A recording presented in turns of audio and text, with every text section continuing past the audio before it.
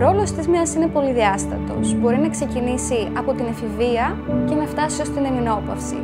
Όμως, πρωταρχικό της μέλημα ως επιστήμονας είναι να φροντίσει καλά μια έγκυο σε όλα τα στάδια και τρίμηνα της εγκυμοσύνης της, στον τοκετό της, για να έχει μια εμπειρία με σεβασμό, ηρεμία και κάτι που θα το θυμάται μια ζωή.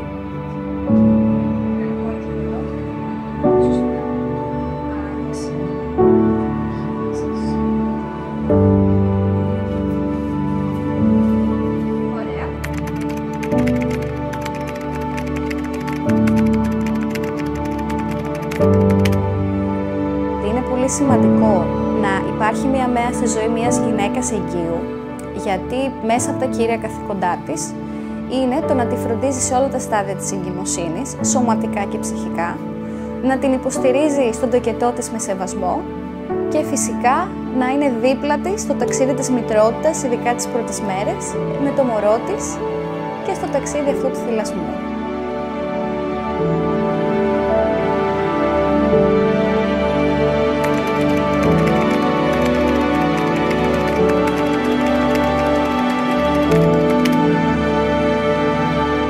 Εάν μια γυναίκα θέλει μια ποιοτική και ολιστική φροντίδα στην περίοδο της εγκυμοσύνης της και όλα αυτά που περιγράψαμε λίγο πριν, δεν έχει κάτι καλύτερο από το να επισκεφτεί μια ανεξάρτητη ΜΕΑ.